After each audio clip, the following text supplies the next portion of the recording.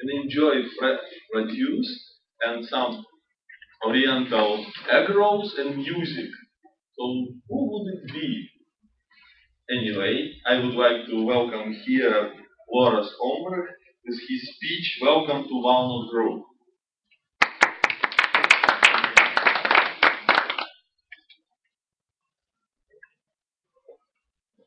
Loras,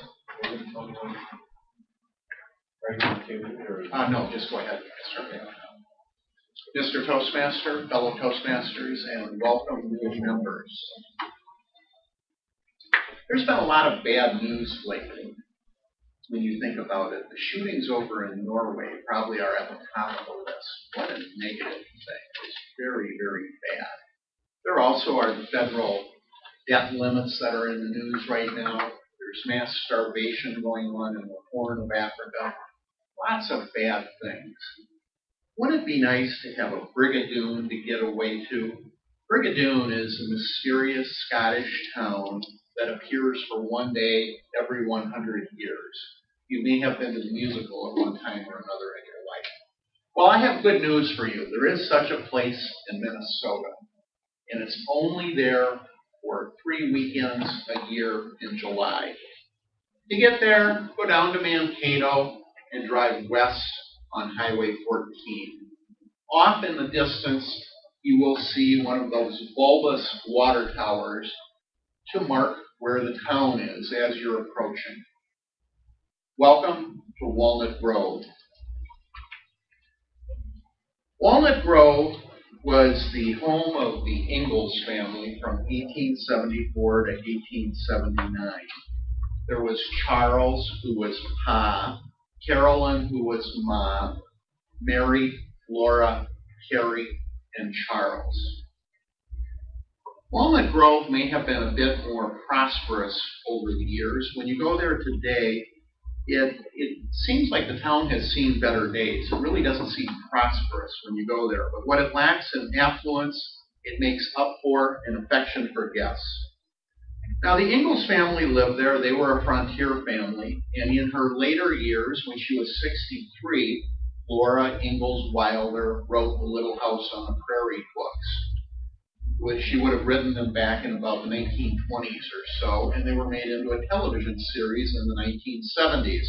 Those of us who are seasoned citizens, like Paul, remember the Little House on the Prairie show on television. For the Ingalls family, life on the frontier was the best of times, and it was the worst of times. It was the best of times. They were a tight-knit family. Pa would get out the fiddle and play songs to the family in the evening. And it was a time out on the prairie, which had its positive points in living there, a sense of freedom. But it was also the worst of times. Blizzards, grasshoppers.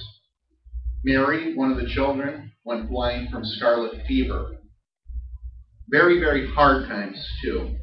My friend Marie and I went out to Walnut Grove on a jungle-type weekend about 2 weeks ago where it was very, very hot. We pulled into town and wanted to get our bearings.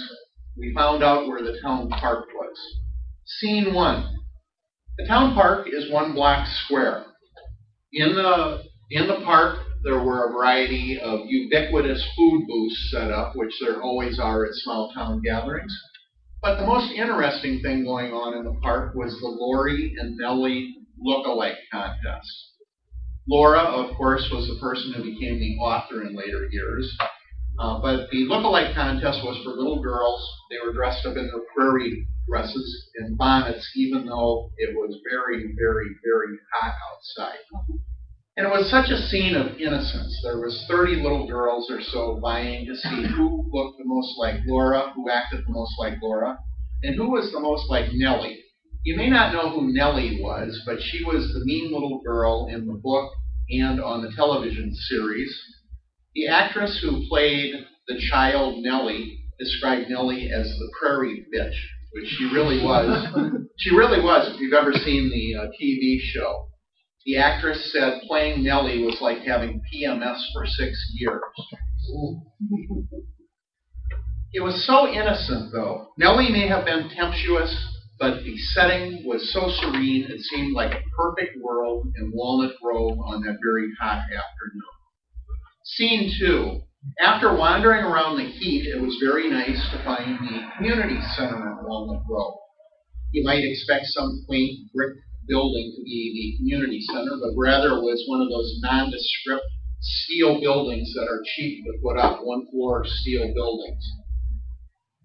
But inside, when you came in, the food was set up. They had the ubiquitous white enamel roasters that you see most frequently in small towns when you go to things. The roasters must have come on over on the Mayflower because you always see them.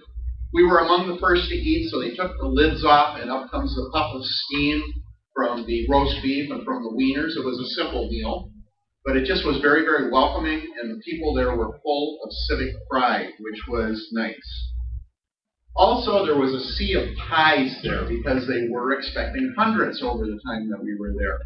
Banana cream pie, buttermilk pie, blackberry pie, blueberry pie, boysenberry pie, and that's just covering the bees. There were probably 400 pieces of pie laid out. Yum, I like that. Along the walls of the community center were pieces of art. There was an art contest going on.